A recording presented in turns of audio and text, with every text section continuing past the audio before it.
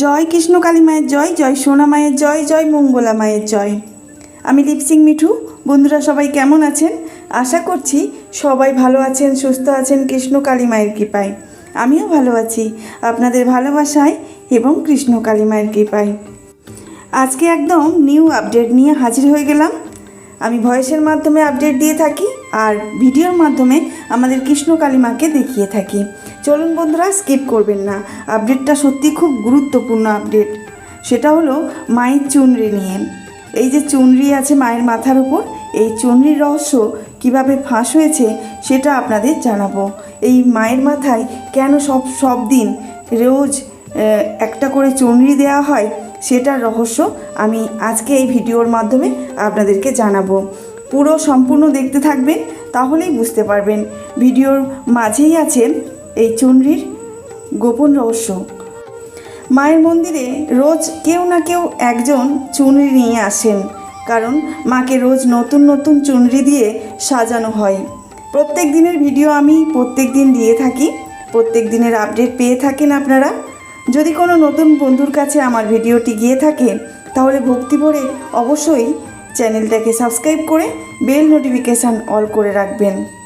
আর নতুন বন্ধুদের কাছে অনুরোধ করব, বেশি বেশি ভিডিওটি আরও নতুন বন্ধুদের কাছে শেয়ার করবেন, কারণ এই ভিডিওর মাধ্যমে অনেক কৃপা লাভ হয় আপনারও, আবার ভক্তদেরও। আমরা তো রোজ কিছু না কিছু পাপ পূর্ণ করেই থাকছি। আমরা বেশিরভাগটাই পাপে ঘোড়া পূর্ণ করছি, তাই পাপের ঘোড়া পূর্ণ থেকে আমরা কিছুটা মাত্র নিষ্কৃতি পেতে পারি এই ভিডিওর মাধ্যমে। ভিডিওটি ভক্তি ভরে দেখবেন আর লাইক কমেন্ট শেয়ার করতে একদমই ভুলবেন না।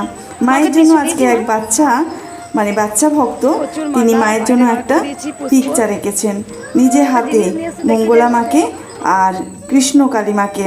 এই যে দেখতে পাচ্ছেন সামনেই মা ধরে আছেন, তাতে লেখা আছে জয় কৃষ্ণ কালী মায়ের জয়, জয় সোনা মায়ের জয়, জয় মঙ্গলা মায়ের জয়। আজকে ছোট থেকে বয়স্করা পর্যন্ত সবারই মুখে একটাই নাম, জয় কৃষ্ণকালী মায়ের জয়। কারণ মা পরিহিতে করি মায়ের এই নাম জপ সকল ভক্তরাই করে থাকেন, ছোট থেকে মধ্যবয়স্ক আর বয়স্করা সবার মুখে একটাই নাম, জয় কৃষ্ণ কালী মায়ের জয়। মায়ের নাম জপ যে করেছে সেই বুঝেছে মায়ের কতটা কৃপা তার মধ্যে রয়েছে। ভক্তরা আপনারা দেখেই থাকেন, আমাদের কৃষ্ণ কালী মায়ের মাথায় সর্বদা চুনরি থাকে। আমাদের কৃষ্ণ কালী মায়ের মাথায় প্রত্যেক দিন নতুন নতুন একটা করে চুনরি দেওয়া হয়, আর সেটা ভক্তরাই নিয়ে আসেন। এই চুনরি বা ওড়নার আসল রহস্যটা কি? আসলে মা কবে থেকে চুনরি দেওয়া শুরু করেছেন আমাদের কৃষ্ণ কালী মাকে, সেটাই আসল রহস্য। সেই রহস্যর কথাই আমি আপনাদের এই ভিডিওর মাধ্যমে প্রকাশ করব।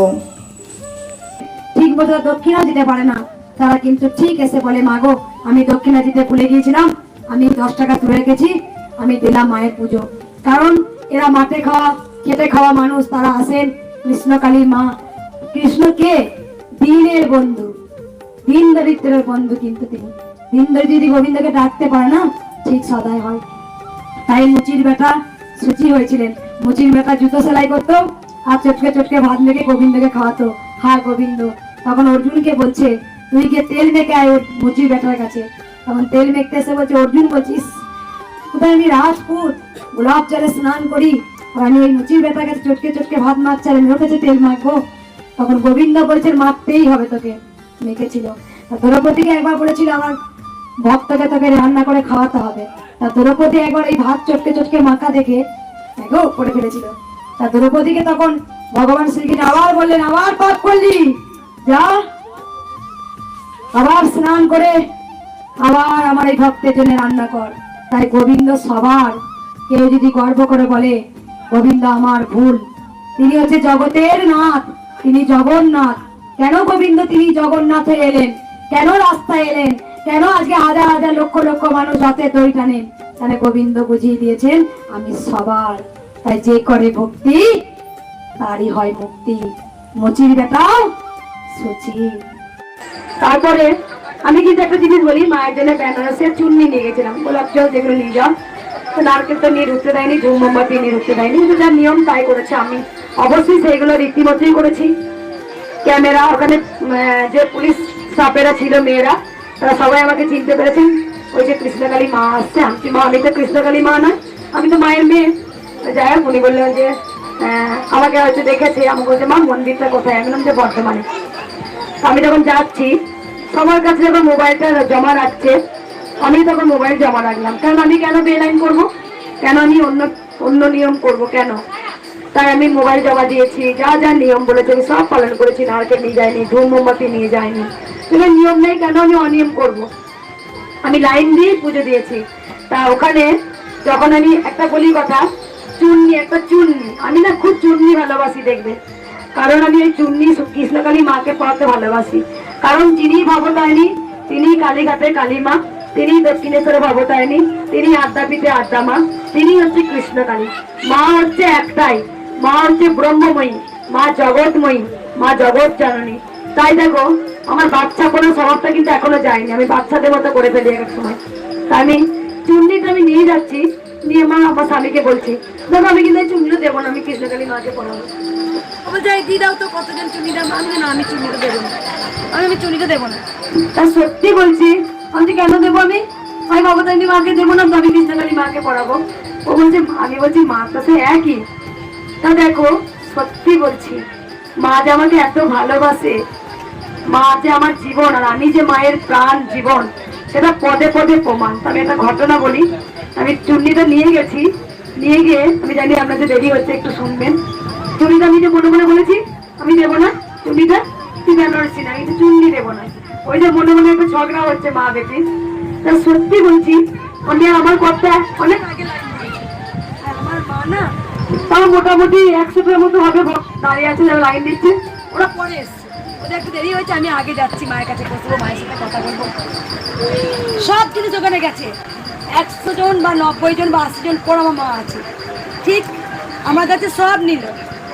চুন্নিটা এত যে মানুষ ছিল কারো হাতে নয়, আমার মায়ের হাতে ধরিয়ে দিচ্ছে। মানে ওইটাই ব্যাপার, ব্রাহ্মণ কি করে জানবে যেটা আমার মা? আমার মায়ের গায়ে তো লেখা নেই যে আমি কৃষ্ণকালী ছায়ার ওই মঙ্গলার মায়েরটা। আমার মা কত, তাও যে বলে প্রথমে পর দ্বিতীয় আছে তাকে মা, কিন্তু অনেকটা পর, মানে 90 জন 80 জন 100 জন তার পর মায়ের হাতে চুনি।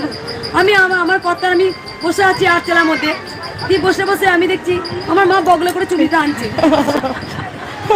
আমি বলছি, আরে আরে ওই চুনিটা না যেটার সঙ্গে মা বেটি ঝগড়া হচ্ছে, আমি তোকে দেবো না, আমি তোকে দেবো না, কিন্তু আমি মাকে পড়াবো, আমি মাকে পড়াবো। আমি কার জন্য কাঁদছি? আমি বলেছি আমার মাকে পড়াবো, আমার মাকে। তাই ভবতারিণী মাও বোঝাচ্ছে, আমার মেয়ে সুখী থাকলে আমি সুখী, আমার মেয়ে খুশি হলে আমি খুশি। তাই দেখো চুন্নিটা প্রমাণ, ওই চুন্নিটা আবার ফেরত এসছে যে কোনো অজুহাতে। তাই ভগবান সঙ্গে সঙ্গে কিছু করেন না, ভগবান কারো মাধ্যমে করেন।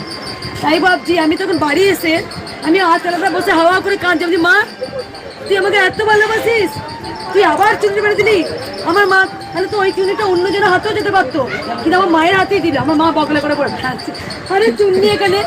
যাই হোক, আমি এইটুকু বলতে চাই, আমি সত্যি বলছি, আমি যখন মাকে পুজো করতে পারি না, যখন খুব আফসোস হতো না, আমি যখন ব্রাহ্মণ দিয়ে পুজো করাতাম, মা যখন এসছেন আগমন, মা আমাকে বলছে আমি তোর হাতে পুজো নেবো, বলেতে এসেছি তোর হাতে তো পুজো নেবো।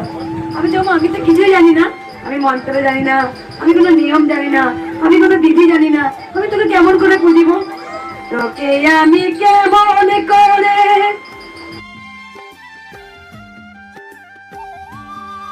থাকবেন।